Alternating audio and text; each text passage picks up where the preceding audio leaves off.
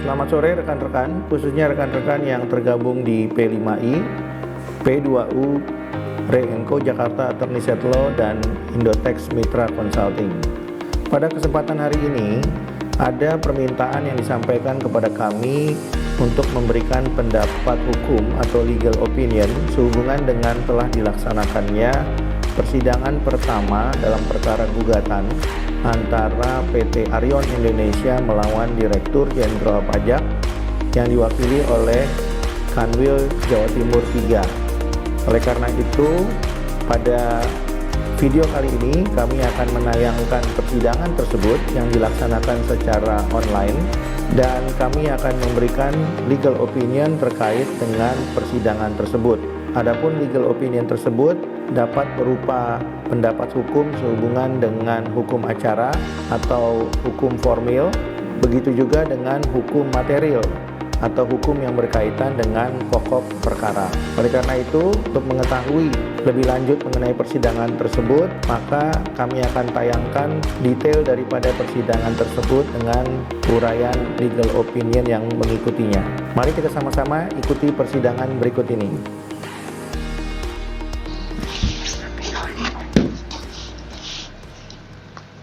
Baik, selamat pagi Bapak Ibu semua, para pihak. Sudah siap semua ya dari pihak Direktorat Jenderal Pajak? Tidak ya? Baik rekan-rekan, kalau rekan-rekan perhatikan di sana di dalam screen sudah tampil majelis hakim yang memeriksa perkara akuo, yaitu majelis 3A Pengadilan Pajak, dan di layar juga telah tampil para pihak, yaitu penggugat dalam hal ini adalah PT Arion Indonesia dan tergugat yaitu Direktur Jenderal Pajak yang diwakili oleh tim sidang dari Kanwil Jawa Timur 3. Coba suaranya belum masuk, tes dulu.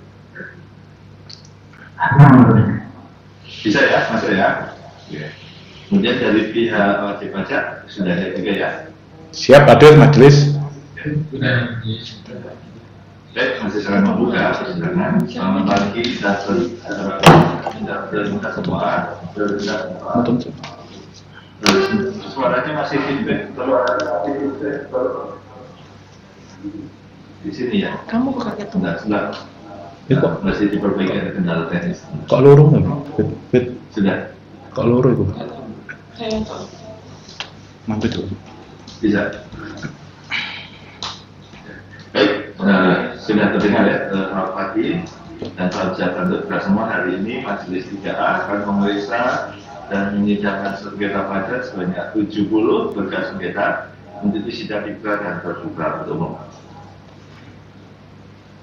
Pada kesempatan pertama akan dilakukan pemeriksaan sengketa pajak gugatan yang diajukan oleh PT Arion Indonesia. Ini ada 11 ya berkas sengketa untuk sidang dibuka dan terbuka. Ya.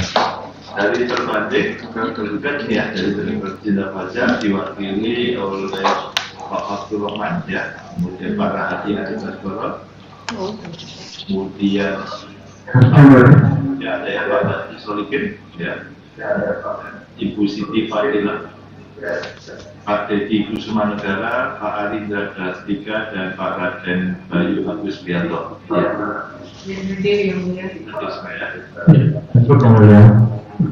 Ya, rekan-rekan, perlu kami sampaikan kepada rekan-rekan bahwa ketika persidangan dimulai, majelis hakim bisa saja menanyakan kepada para pihak terlebih dahulu legal standing daripada para pihak. Legal standing itu bisa berupa surat kuasa bagi penggugat atau surat tugas bagi tergugat. Dan majelis hakim tidak melulu memeriksa tim sidang tergugat terlebih dahulu, tapi juga majelis hakim bisa memeriksa kuasa hukum atau penggugat itu sendiri terlebih dahulu. Jadi dalam perkara akuo ini yang diperiksa terlebih dahulu itu adalah tim sidang tergugat. Namun dalam perkara yang lain, kadang-kadang majelis hakim bisa memeriksa tim sidang penggugat terlebih dahulu. Kita akan lanjutkan berikutnya.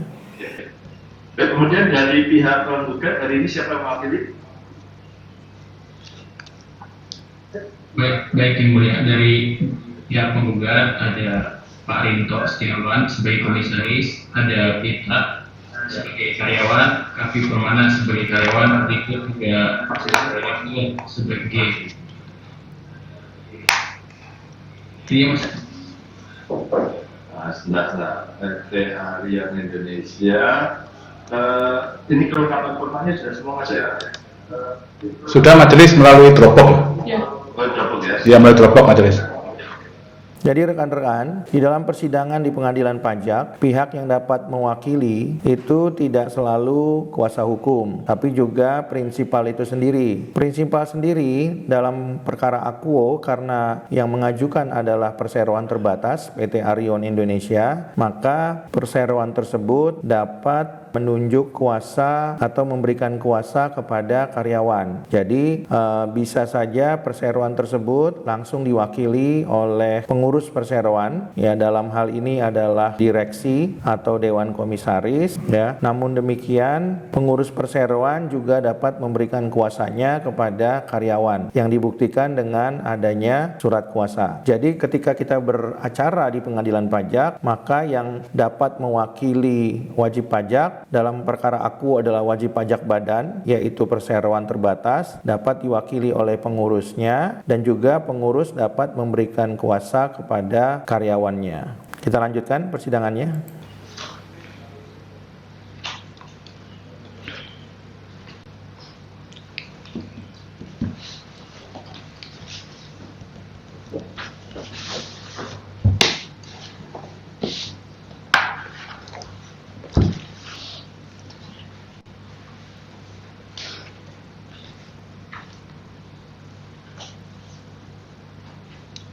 Oke, baik ya, ini sudah ada, masih di Dropbox sudah ini sudah masih melihat surat kuasa gitu.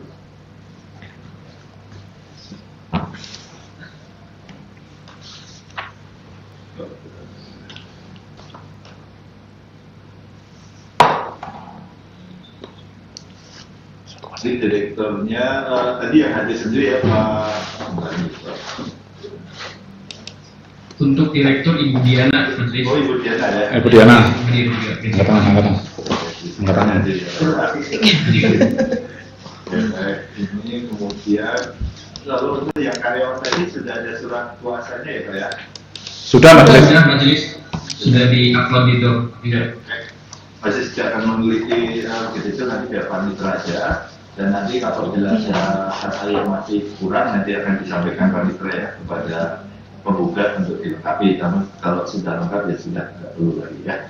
Baik, kali ini sidang yang pertama berbicara berdasarkan penetapan ketua pengadilan. Kemudian rekan-rekan, ketika kita beracara di pengadilan pajak, maka hal pertama setelah pemeriksaan legalitas daripada para pihak atau legal standing daripada para pihak, maka langkah berikutnya biasanya majelis hakim akan meminta panitra untuk membacakan penetapan ketua pengadilan sehubungan dengan penunjukan majelis hakim 3A yang diberikan kewenangan oleh ketua pengadilan pajak untuk memeriksa, mengadili, dan nantinya akan memutus perkara akuo. Dengan demikian, maka perlu dibacakan penetapan ketua pengadilan pajak untuk membuktikan sumber dan atau dasar kewenangan majelis 3A untuk melakukan pemeriksaan, pengujian, untuk memeriksa, mengadili, dan nantinya akan memutus perkara akuo. Kita akan lihat pembacaan penetapan ketua pengadilan pajak untuk majelis 3A.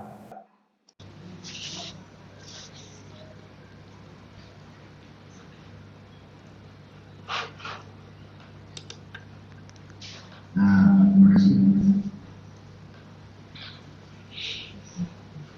Kami membacakan penetapan dari Ketua Pengadilan Pajak. Penetapan nomor PEN 14/PP/BR/2023 demi keadilan berdasarkan ketuhanan yang Maha Esa, kami, Ketua Pengadilan Pajak, telah membaca dan seterusnya, menimbang dan seterusnya, memperhatikan pasal 47 Undang-Undang Nomor 14 Tahun 2002 tentang Pengadilan Pajak, menetapkan menunjuk Majelis 3A dengan susunan keanggotaan sebagai berikut: 1. Junedi Eko Widodo aka SHMPP sebagai Hakim Ketua. 2. Johannes Silverus Winoto SW MSI sebagai hakim anggota. 3. Haryono AKMA sebagai hakim anggota. Dibantu oleh Direktur Kantor sebagai panitia panitia untuk memeriksa dan sengketa pajak sebagaimana Baik, rekan-rekan, kalau kita perhatikan tadi pembacaan penetapan Ketua Pengadilan Pajak kepada Majelis 3A, maka ada beberapa hal yang menurut kami terlewat untuk dibacakan oleh panitera pengganti Majelis 3A, yaitu ketika yang bersangkutan membacakan susunan Majelis 3A, seharusnya yang bersangkutan juga membacakan nomor perkara dari 11 sengketa. Jadi di dalam penetapan itu biasanya itu bukan hanya membacakan susunan majelis hakim saja, tetapi juga membacakan nomor perkaranya. Nah, dalam perkara Akuo ini, panitera pengganti 3A itu hanya membacakan susunan majelis yang tadi sudah disebutkan nama-namanya, namun yang bersangkutan tidak menyebutkan nomor perkara dari 11 sengketa yang akan diperiksa, ya, diadili dan akan diputus. Sehingga menurut kami ada kekurangan yang tentunya harus dilakukan oleh panitera pengganti Majelis 3A. Dan apabila yang beracara itu biasanya kuasa hukum, tentunya biasanya mereka sudah paham dan akan mengoreksi atau meminta majelis hakim untuk memerintahkan kembali panitera pengganti dalam rangka membacakan seluruh nomor perkara. Kemudian catatan yang berikutnya dari kami sehubungan dengan pembacaan penetapan Ketua Pengadilan Pajak kepada Majelis 3A adalah, kalau rekan-rekan perhatikan, tidak semua majelis itu berlatar belakang SH. Yang kami teliti, ketua majelisnya mempunyai latar belakang SH, namun hakim-hakim anggotanya tidak berlatar belakang SH. Meskipun latar belakang ketua majelis itu adalah akuntansi, namun kemudian yang bersangkutan melanjutkan pendidikan SH-nya setelah kemudian menyelesaikan pendidikan akuntansi. Ya, jadi itu catatan kami. Kita akan ikuti persidangan berikutnya. Terima kasih Pak Rektor. Kemudian masih juga akan memeriksa dari 11 berkas kita ini akan dia memenuhi ketentuan formal dari pengajuan gugatan. Silakan Pak Hakim. Terima kasih Ketua Majelis. Selamat pagi rekan tergugat maupun penggugat ya. Ya, selamat pagi. Pada pagi hari ini selalu dalam keadaan sehat dalam lindungan Tuhan Yang Maha Esa. Di sini majelis telah menerima permohonan gugatan ya, ada 11 betul ya, pokoknya penggugat ya. Ya, betul. 11 masa ya. Betul. Iya, betul majelis. Bukan 11 masa, gugatan atas nama CV Arion Indonesia. Mohon izin majelis, itu sebenarnya PT Arion Indonesia, tapi sepertinya itu ada salah ya. Kenapa jadi CV itu? Oh ya, nanti bisa betulkan. Betul. Ini di aktenya PT, jadi nanti kita masih merevisi ya semuanya ya. Di akta PT ya. Oke.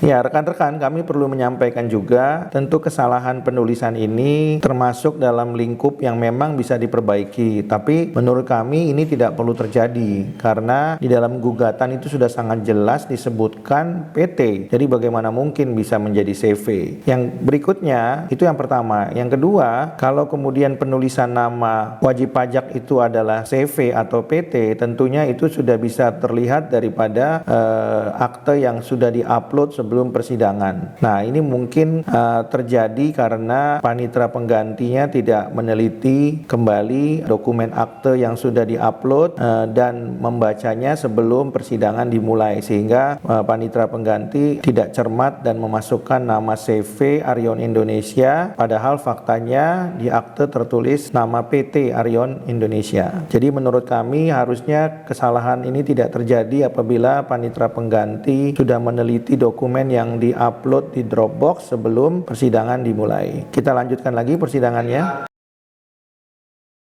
Bahwa terkait pertimbangan hukumnya di sini, majelis divisi majelis 3, majelis berwenang memeriksa permohonan gugatan saudara sebagaimana berdasarkan ketentuan pasal 31 ayat 1 dan ayat 3 Undang-Undang Nomor 14 Tahun 2002 tentang pengambilan pajak ya. Bahwa gugatan ini ditujukan untuk karena sengketa berupa surat ketetapan pajak orang bayar baca penghasilan final pasal 4 ayat 2, betul ya, penggugat ya. Betul. Bahwasannya di sini majelis telah memeriksa semua berkas baik dari penggugat maupun tergugat, dan di sini baik tanggal maupun tanggal surat SKP maupun surat gugatan semuanya adalah sama, maka majelis akan memeriksa secara sekaligus. Setuju penggugat maupun tergugat? Setuju. Oke, kita mulai ya. Terkait pemenuhan formal formal pengajuan gugatan, bahwa gugatan pemeriksaan majelis di sini surat gugatan telah memenuhi semuanya 11, telah memenuhi ketentuan pasal 40 ayat 1 Undang-Undang Pengadilan Pajak, yaitu semua telah dibuat dalam bahasa Indonesia. Dan terkait formal pengajuan gugatan, yaitu di sini adalah ketentuannya berdasarkan pasal 40 ayat 3 adalah 3 hari, di mana di sini surat gugatan diterima oleh Pengadilan Pajak tanggal 15 Oktober 2023, sehingga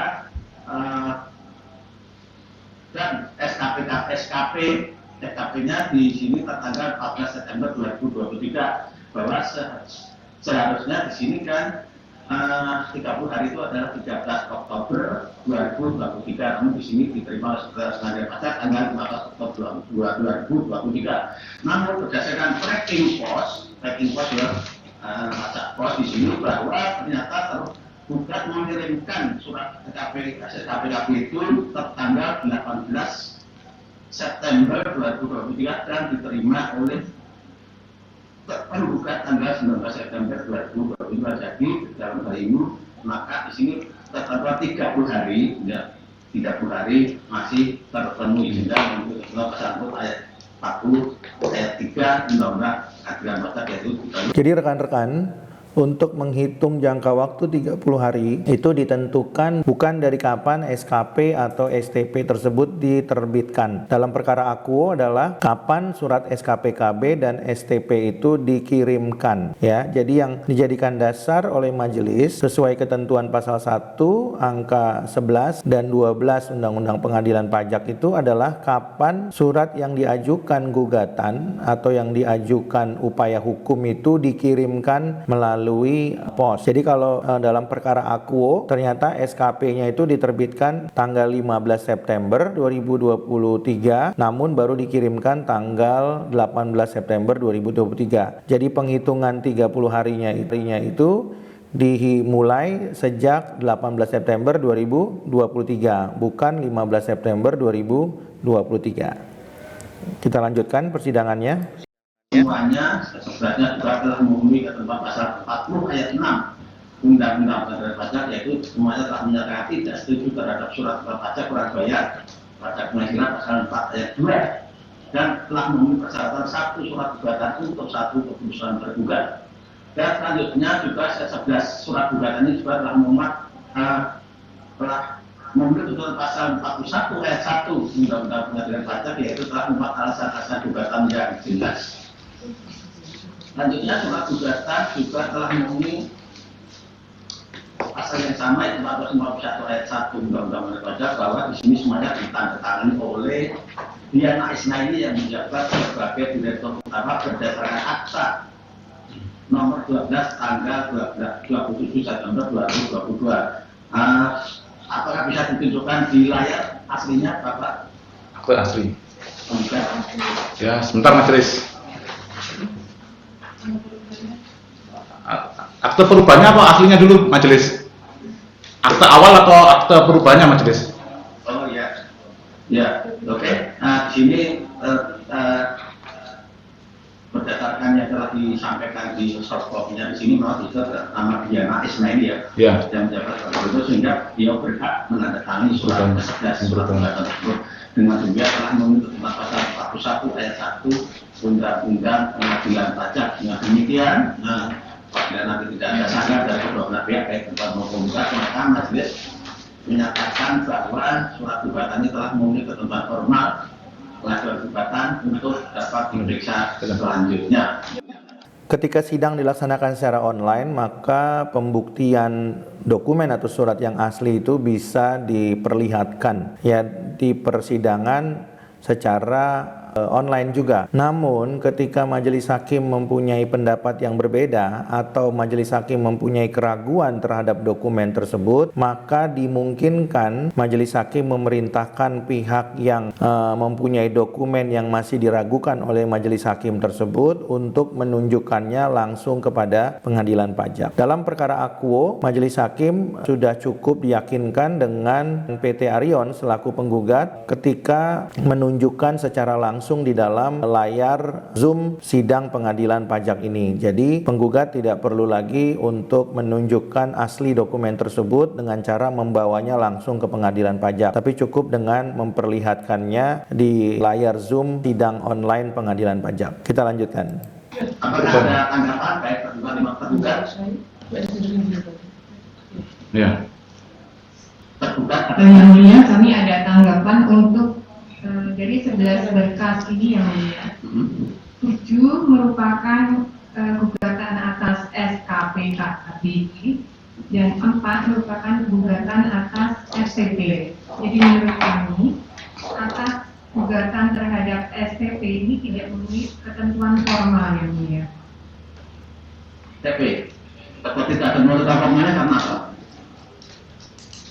Karena di sini tidak memenuhi ketentuan pasal 23 ayat 2 yang jelas di sini penggugat mengajukan gugatan dasarnya pasal 23 ayat 2 huruf B dan yaitu penerbitan SKP yang dalam penerbitannya tidak sesuai dengan prosedur. Sedangkan definisi surat ketetapan pajak itu menurut pasal 1 angka 15 Undang-Undang KUP yang dimaksud surat ketetapan pajak itu meliputi surat ketetapan pajak pelanggar ilegal, surat ketetapan pajak kurang bayar tambahan, surat ketetapan pajak nihil atau surat ketetapan pajak lebih bayar. Dengan demikian, surat tagihan pajak bukan merupakan objek yang dapat diajukan gugatan. Demikian. Ini ya, majelis yang akan memutuskan mengenai hal itu, tapi untuk di sini untuk pengajuan gugatan di pengadilan pajak ini, pengajuan gugatannya telah memenuhi ya. Nanti untuk selanjutnya akan majelis yang akan memeriksa hal itu ya. Mungkin ya, penggugat ada tanggapan. Cukup majelis yang menurut kami juga telah memenuhi sebagai ketentuan yang disebutkan tadi, sehingga sanggahan dari tergugat ini nanti sampaikan ke majelis kembali gitu. Bahwa menurut majelis kan ini setelah memenuhi berarti. Catatan kami mengenai keberatan tergugat adalah ketika tergugat menyatakan bahwa STP itu bukan merupakan objek gugatan. Ya, menurut tergugat, penggugat telah salah menggunakan dasar hukum dalam mengajukan gugatan. Tapi berkaitan dengan pemenuhan ketentuan formal, tidak ada relevansinya dengan salah dasar hukum. Yang menjadi persoalan dalam pemenuhan ketentuan formal, apakah SKP atau STP itu adalah objek gugatan. Tentunya SKP dan STP itu adalah merupakan surat ketetapan pajak atau surat keputusan yang dapat diajukan gugatan. Jadi SKP maupun STP adalah surat yang dapat diajukan gugatan, atau dengan kata lain SKP dan STP merupakan objek gugatan. Kalaulah kemudian tergugat berpendapat bahwa penggugat salah menggunakan dasar hukum, hal tersebut tidak menjadikan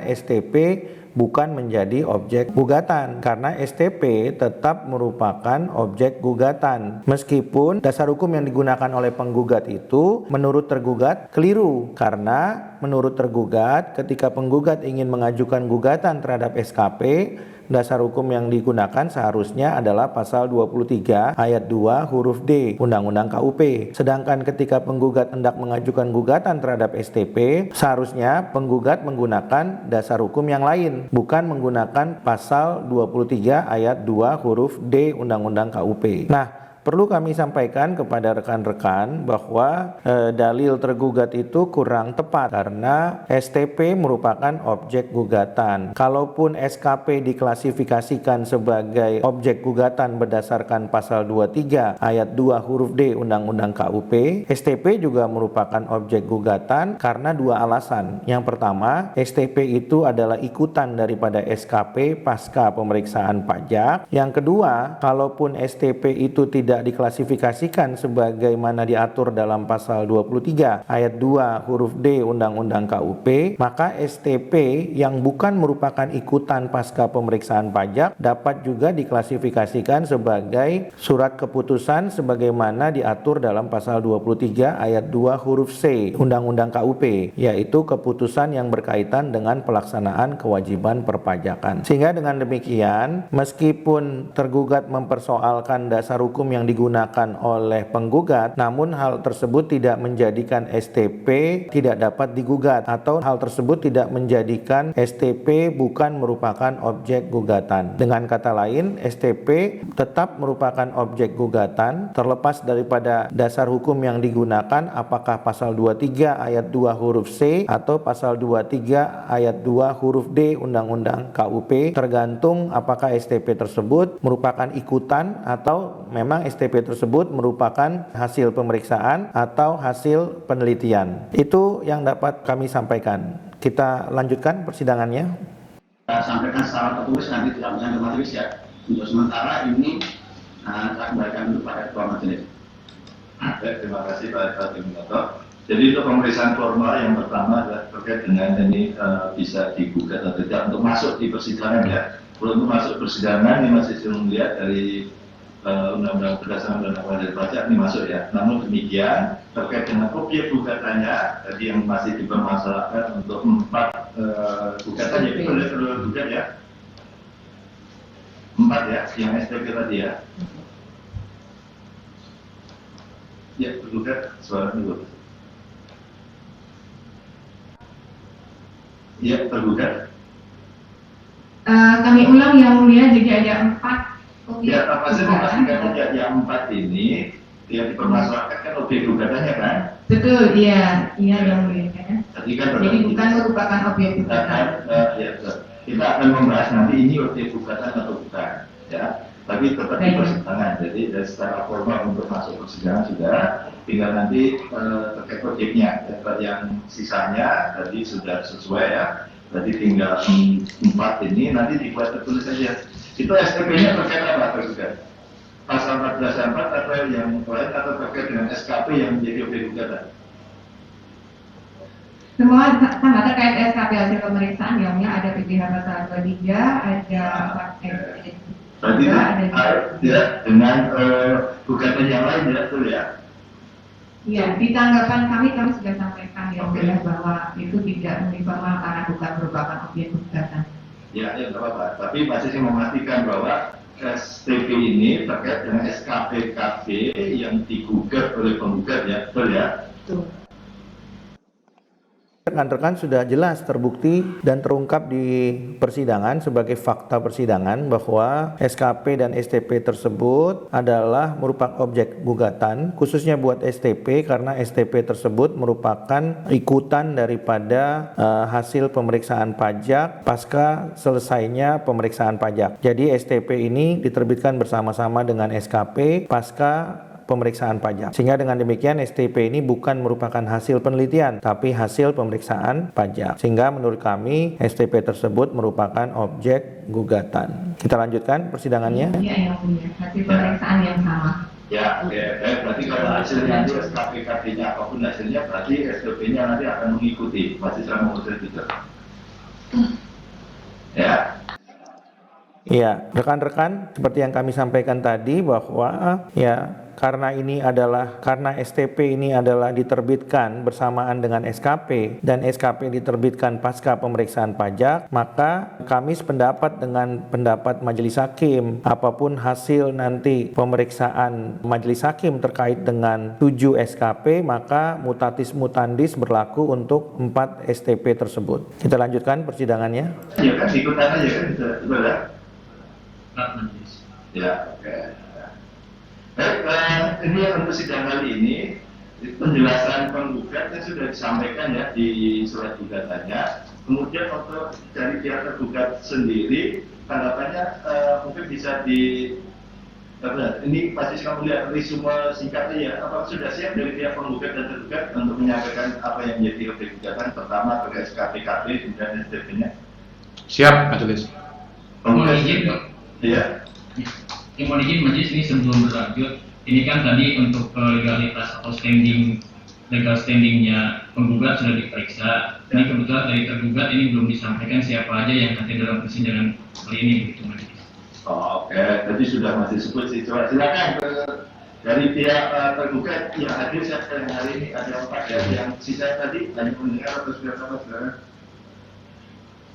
Masih mendengar dari pemasarannya sudah ada surat tugas dulu.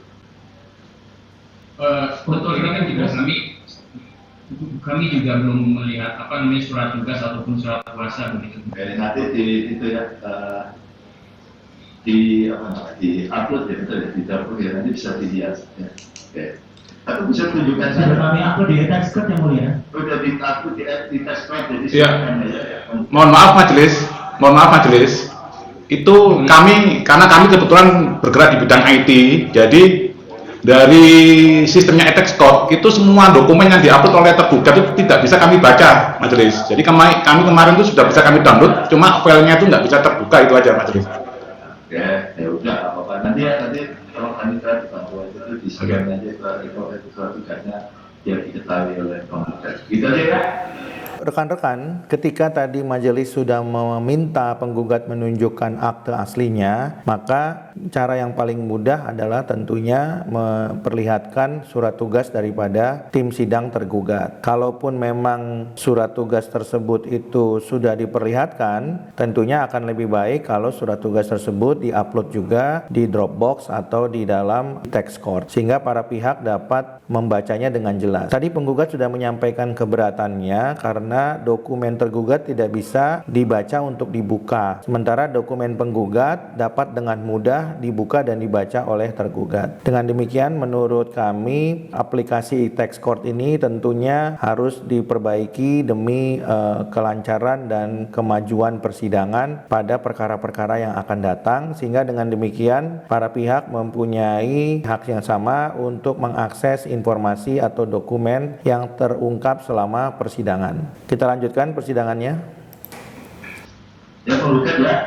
Ya, sekarang kita akan bahas menjadi pokok sengketa gugatannya Pak, itu yang berkas formal pemudahan administratif ya. Oke, silakan dari pihak penggugat ini sebenarnya permasalahannya ada di mana tadi? Apa yang tidak sesuai prosedur, apa memang sudah disampaikan di surat gugatan, tapi secara ringkas silakan disampaikan sidang.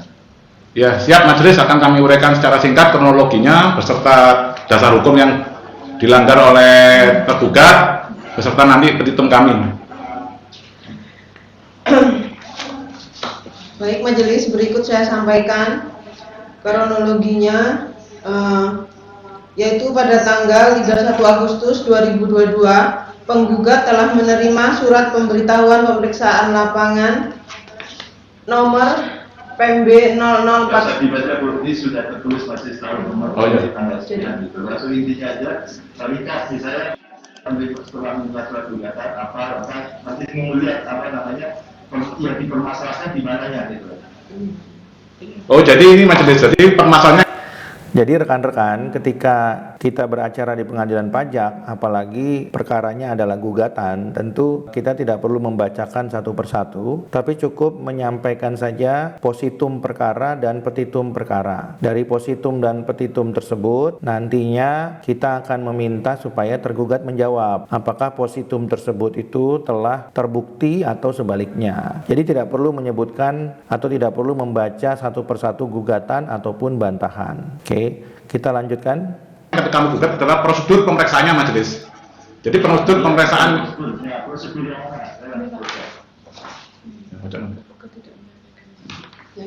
mana? Ya, pertama awal prosedurnya dilanggar adalah ini Tergugat waktu pengujian majelis. Waktu pengujian itu lebih dari 6 bulan majelis. Satu ya, waktu pengujian lebih 6 bulan berarti tidak sesuai dengan perintah ya. Betul majelis. tergugat tidak menyampaikan kuesioner pemeriksaan kepada penggugat.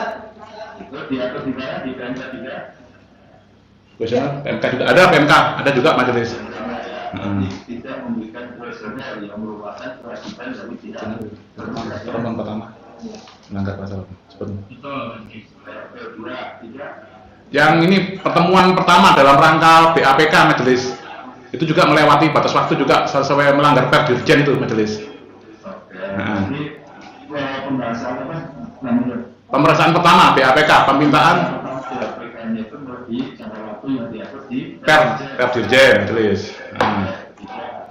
Yang ketiga terus keempat berarti ini waktu ini pembahasan akhir itu melewati juga majelis. Pembahasan akhir itu kami ada dua pembahasan akhir majelis.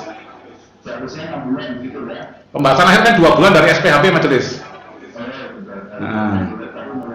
Melewati. Terus tidak ada surat perpanjangan majelis, perpanjangan jangka waktu pemeriksaannya itu tidak ada majelis. Jadi pemeriksaannya setelah Tidak disampaikan. ya tidak disampaikan majelis.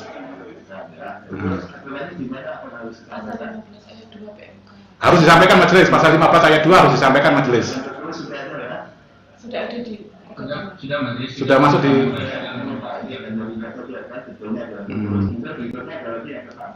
Terus ada lagi ini tergugat ini. Ya, jadi rekan-rekan penggugat menyampaikan beberapa positum ya. Yang pertama tadi adalah mengenai jangka waktu pengujian. Jangka waktu pengujian pemeriksaan pajak itu diatur di dalam Undang-Undang KUP Jungto PMK 17 2013, Jungto PMK 184 2015, Jungto PMK 18 2021. Karena PMK itu adalah turunan Undang-Undang KUP, maka frase yang digunakan di dalam PMK itu adalah harus atau wajib. Itu ya positum yang pertama. Positum yang kedua itu adalah mengenai penyampaian kuesioner. Kuesioner juga diatur di dalam PMK 17, Jungto PMK 184, Jungto PMK 18 itu sebagai suatu kewajiban untuk diberikan kepada penggugat atau kepada wajib pajak. Yang ketiga, petitum penggugat adalah mengenai pelaksanaan daripada pembahasan. Penggugat juga mendalilkan bahwa pembahasan dilakukan setelah melewati jangka waktu yang diatur di dalam PMK Jungto Undang-Undang KUP. Yang keempat ini adalah surat pemberitahuan perpanjangan jangka waktu pengujian pemeriksaan. Jadi ketika pengujian pemeriksaan sudah melewati jangka waktu 6 bulan, maka tim pemeriksa pajak demi hukum diwajibkan untuk menyampaikan surat pemberitahuan perpanjangan pengujian pemeriksaan. Itu positum yang keempat daripada penggugat. Kemudian kita akan dengarkan persidangan berikutnya. Ya, tidak disampaikan majelis. Harus disampaikan majelis, pasal 15 ayat 2 harus disampaikan majelis. sudah ada di Sudah majelis. Sudah masuk di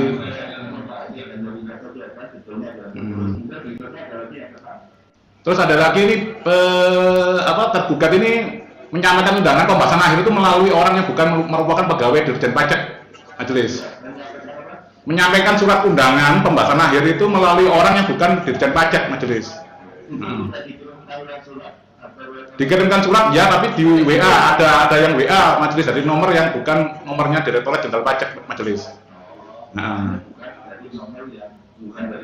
Ya, terus data-data kami itu semua sepertinya diserahkan ke orang tadi majelis. Jadi si orang tadi yang WA ke kami tadi itu bisa tahu data-data kami. Kamu punya usaha ini gitu majelis.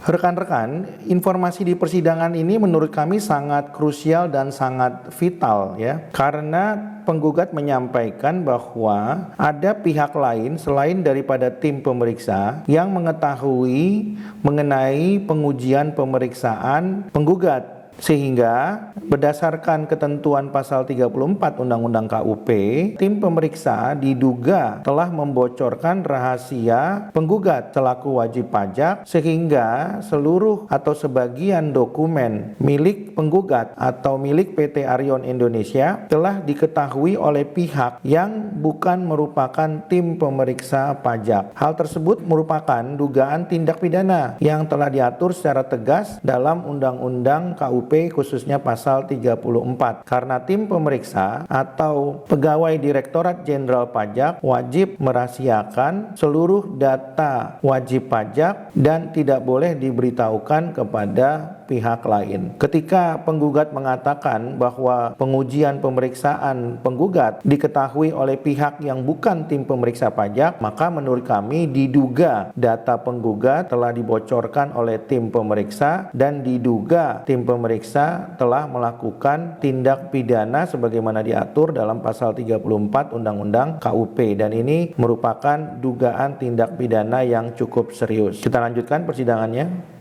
Ketentuannya yang dilanggar sudah diuraikan juga di sini ya. Iya, majelis. Ada lagi? Terus nilai dalam SKP itu tidak sesuai dengan pembahasan, majelis. Nah, kalau nilai tidak sesuai dengan pembahasan itu sudah masuk materi. Oh, materi ya, siap. Kalau pelanggarannya lagi ini LHP juga melewati jangka waktu, majelis. LHP.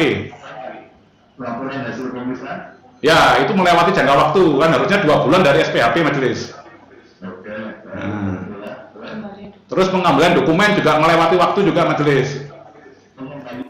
Ya, rekan-rekan, kemudian positum yang berikutnya itu adalah mengenai penerbitan LHP. Ya, LHP itu memang seharusnya dilaksanakan paling lambat 2 bulan sejak SPHP. Di dalam LPHP itu sudah termasuk di dalamnya berita acara pemeriksaan pajak, berita acara pembahasan akhir pemeriksaan pajak, kemudian ikhtisar hasil pemeriksaan, dan juga di dalamnya ada risalah pembahasan akhir hasil pemeriksaan. Jadi LHP itu memang harus diterbitkan paling lambat 2 bulan sejak diterbitkannya SPHP. Kemudian petitum yang berikutnya adalah mengenai pengembalian dokumen. Ketika pengujian pemeriksaan telah selesai dilakukan, maka pengembalian dokumen pemeriksaan itu harus dilaksanakan sebagaimana ketentuan yang berlaku. Kita dengarkan berikutnya. Ya, dokumen. Ya, paling utama itu, majelis. Nah, itu kan dari semua argumentasi penggugat tadi itu dengan mengatakan bahwa SKPKP harus dilakukan sebentar, betul kan? Betul, majelis. Betul kan? Nah, dasar hukum bahwa dari 7 alasan atau berapa tadi ya, itu bahwa hal itu bisa membatalkan SKP, KP ataupun SPP, itu apakah sudah diuraikan di penjelasan tertulisnya? Ya, jadi rekan-rekan, pada persidangan ini majelis kembali mengatakan bahwa seluruh pelanggaran prosedur atau hukum acara penerbitan SKP tersebut tentunya apabila telah terbukti dilanggar, pertanyaan yang berikut adalah apakah kemudian penggugat juga telah bisa membuktikan pelanggaran tersebut menyebabkan batalnya SKP atau STP yang digugat tersebut. Jadi majelis ingin menekankan atau ingin menanyakan kembali kepada penggugat bahwa kalaupun tergugat itu sudah terbukti melanggar semua prosedur atau hukum acara pemeriksaan pajak ya dalam rangka menerbitkan surat akuo atau dalam rangka menerbitkan SKP dan atau STP, pertanyaan berikutnya adalah apakah kemudian pelanggaran-pelanggaran tersebut dapat menyebabkan batalnya SKP atau STP tersebut, dan apakah penggugat telah mampu membuktikan dasar hukumnya yang menyebabkan SKP dan STP tersebut harus dinyatakan batal. Kita lanjutkan. Sudah kami muat dalam gugatannya, Mas. Sudah ya, oke, baik. Ini masih sudah bisa melihat, ini hanya memastikan yang masih sudah bisa membaca di uraian gugatannya. Saya masih ingin mendengar juga penjelasan atau tanggapan dari pihak tergugat. Setelah dari item-item tadi itu dijawabnya per item juga ya, silakan. Apakah sudah siap? Kalau belum siap nanti di sidang berikutnya. Kami jelaskan secara global aja yang mulia, karena di sini apa yang disampaikan oleh penggugat sebenarnya kan mengarahnya atas dia meminta pembatalan atas hasil pemeriksaan yang mulia. Ya. Surat ketetapan bahagia. Ya. Tapi di sini dia tidak sama sekali tidak berbicara tentang tata cara penerbitan surat ketetapan pajak. Di sini yang digunakan dasar oleh penggugat adalah pasal 23 ayat 2 huruf D Undang-Undang KUP, yaitu surat ketetapan pajak yang penerbitannya tidak sesuai prosedur dan tata laksana yang diatur sesuai ketentuan perpajakan. Ini dia nggak menggunakan dasar tentang tata cara penerbitan SKP, sedangkan kami tergugat telah menerbitkan surat ketetapan pajak sesuai ketentuan yang diatur yaitu PMK nomor 80 tahun 2023. Di situ semua prosedur telah kami lalui. Apabila yang dimaksud oleh penggugat 23,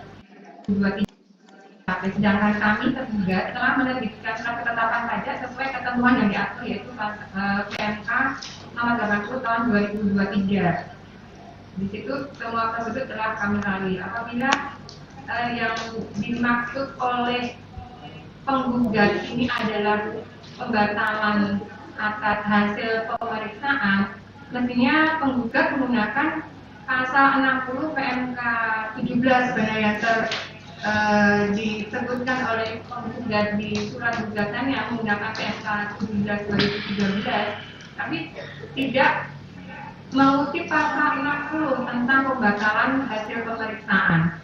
Di sini pembatalan hasil pemeriksaan sudah diatur secara jelas bahwa hanya dapat dibatalkan apabila pemeriksaan tanpa penyampaian SPHP atau tanpa pembahasan akhir hasil pemeriksaan yang mulia. Sedangkan pemeriksa telah melakukan kedua proses tersebut. Bukti telah kami sampaikan.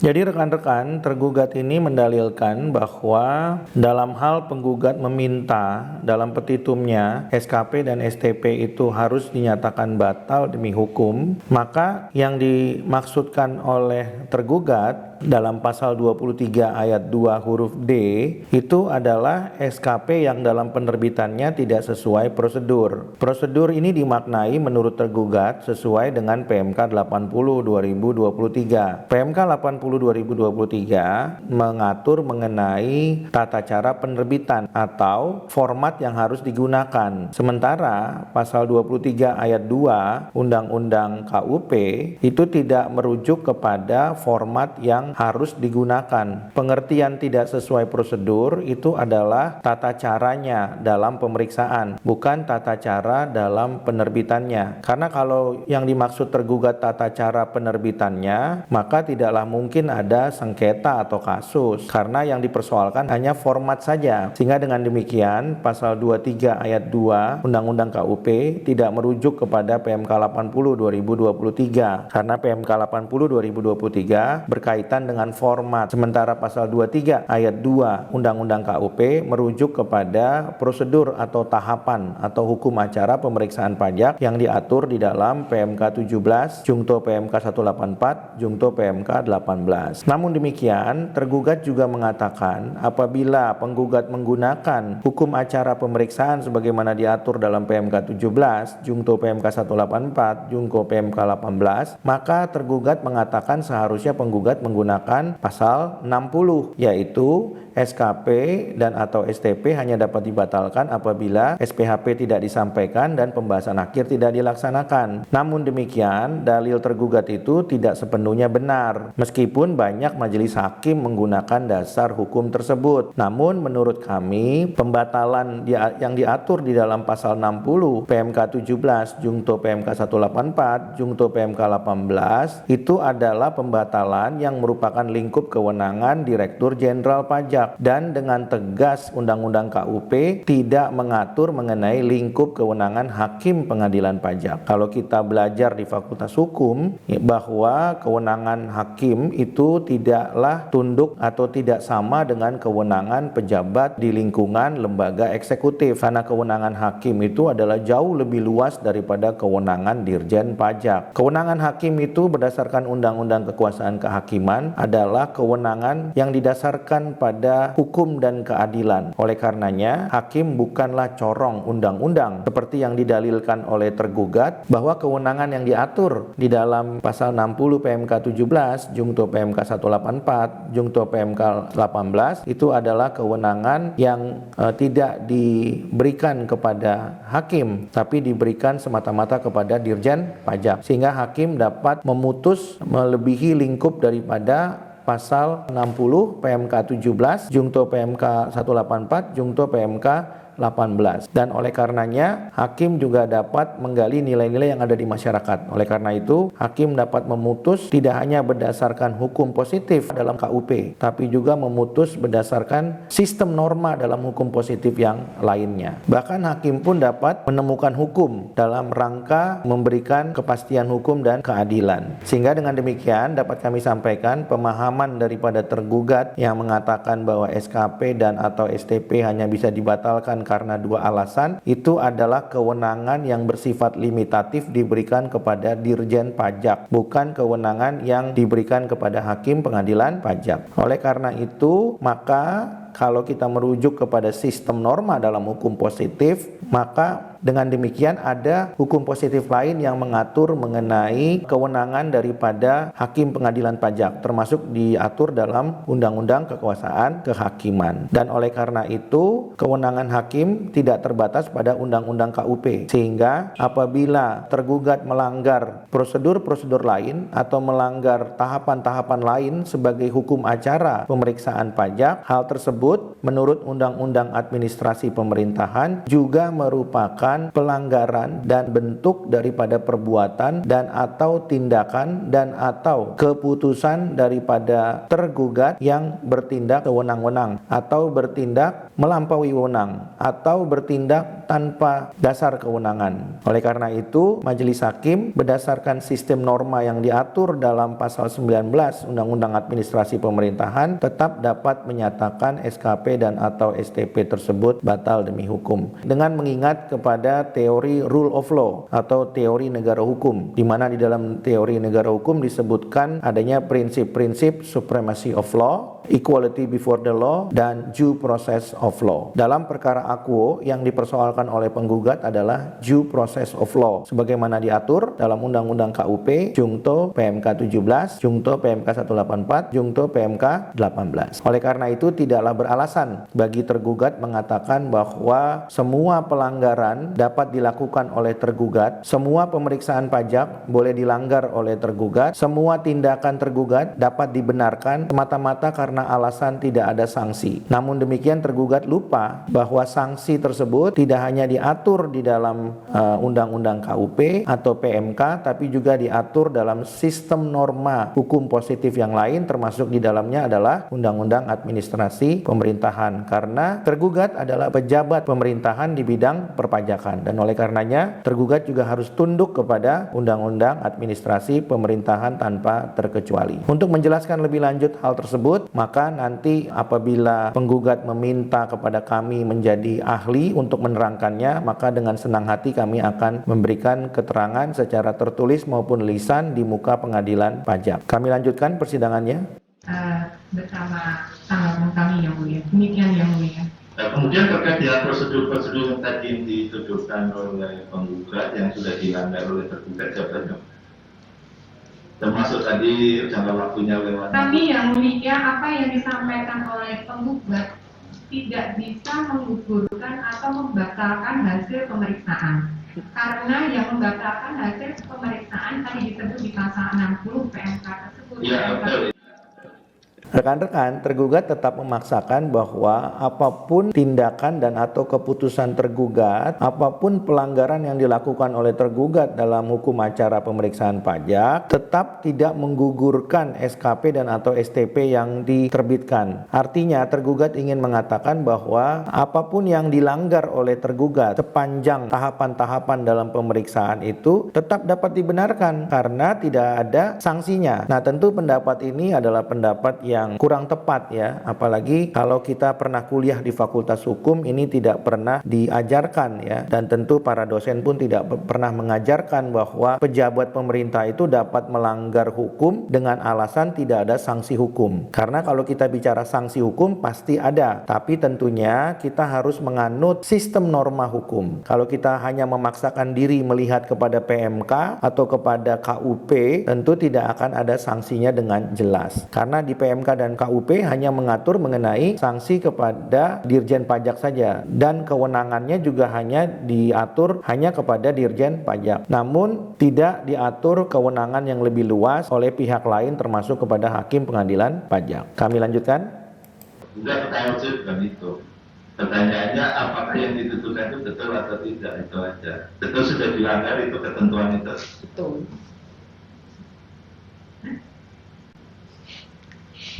Nanti kalau masalah itu bisa membatalkan atau tidak, itu masalah lain lagi. Iya. Nah sekarang apakah yang dituduhkan oleh pihak penggugat itu betul atau tidak?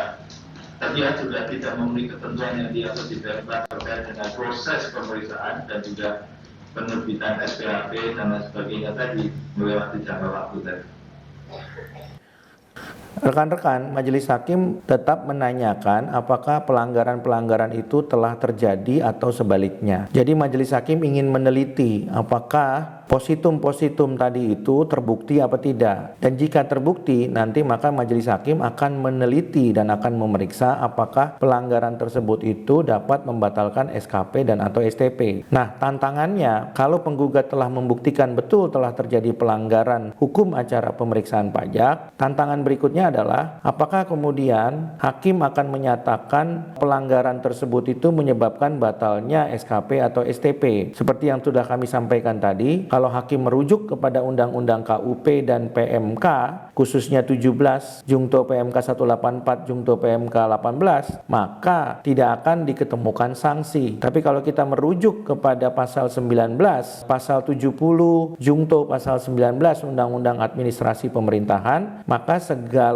tindakan dan atau keputusan pejabat pemerintahan yang dilakukan secara sewenang-wenang tanpa dasar kewenangan dan atau melampaui wewenang harus dinyatakan tidak sah atau batal demi hukum dengan putusan pengadilan. Jadi PR-nya adalah tinggal kita lihat apakah majelis hakim ini hanya melihat kepada undang-undang KUP dan PMK saja atau majelis hakim mau merujuk kepada sistem norma lain yang telah memberikan sanksi dengan jelas, yaitu Undang-Undang Administrasi Pemerintahan. Dan kelihatannya tergugat tidak bisa memberikan jawaban terhadap petita daripada penggugat. Kita lanjutkan.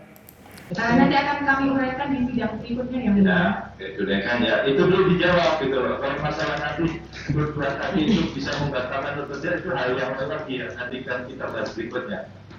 Nah, yang pertama adalah yang disampaikan oleh penggugat tadi, masih ingin melihat jawaban dari pihak tergugat betul atau tidak itu. Apa tergugat itu punya alasan apa kok bisa melewati atau tidak sesuai dengan PMK yang diatur tadi yang disampaikan oleh pihak penggugat. Betul. Ya, baik yang mulia. Ya, nanti di sidang berikutnya ya, sampaikan ya. Iya.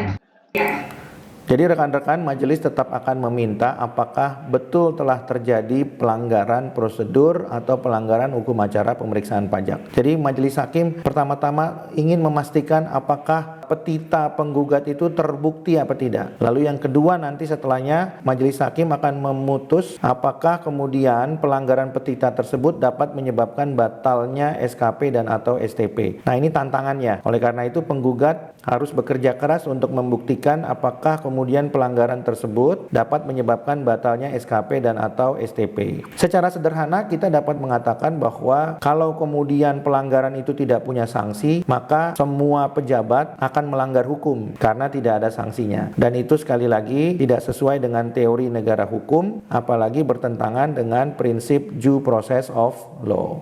Kita lanjutkan. Iya, yang mulia. Dari pihak penggugat apakah ada tambahan?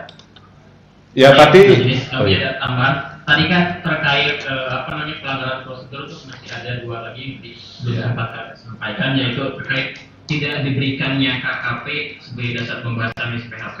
Terus yang kedua adanya dua kali pembahasan SPHP, adanya dua kali penerbitan SPHP dan dua kali pembahasan akhir. Ya, oke. Jadi itu nanti juga sama ya dijawab juga ya. Biar terbuka pokoknya apa yang diuraikan di surat gugatan itu dijawab terkait prosedurnya seperti apa ya. Kita akan kita lanjutkan kembali ya nanti di tanggal 15 Februari 2024 ya, dan ini menjadi undang-undang berikut. Rekan-rekan, sidang ini dilanjutkan 15 Februari, itu artinya sidang dilaksanakan setiap bulannya ya, bukan 2 minggu, bukan 3 minggu, tapi 4 minggu atau 1 bulan. Jadi kewenangan majelis hakim untuk menentukan persidangan itu dilaksanakan berapa kali. Karena ini adalah perkara gugatan dan ini sudah jalan 3 bulan, maka tersisa 3 bulan. Kalau kemudian bulan depan dilaksanakan 1 kali sidang, maka tersisa 2 bulan. Oleh karena itu penggugat harus menyiasati sisa 2 bulan itu untuk melakukan hal-hal yang perlu dilakukan dilakukan, termasuk mengajukan ahli. Apabila penggugat tidak cukup waktu, maka berdasarkan hukum acara penggugat dapat memperpanjang sidang pemeriksaan tersebut 3 bulan kemudian. Kami lanjutkan persidangannya. Menjadi pada sidang dimaksud. Rekan-rekan, itu keseluruhan daripada proses sidang pemeriksaan PT Arion Indonesia melawan Direktur Jenderal Pajak pada persidangan pertama hari ini, Kamis tanggal 11 Januari 2024. Dan untuk mengetahui sidang yang kedua tanggal 15 Februari 2024, ikuti sidang pemeriksaan berikutnya. Dan apabila rekan-rekan ingin mengetahui perkara PT Arion Indonesia melawan Direktur Jenderal Pajak, silakan menghubungi kami. Dan apabila ada wajib pajak yang mempunyai perkara yang sama dengan PT Arion Indonesia, maka kami dengan senang hati akan membantu memberikan pendapat hukum atau legal opinion sehubungan dengan perkara yang saudara sedang hadapi. Demikian yang dapat kami sampaikan sementara. Terima kasih.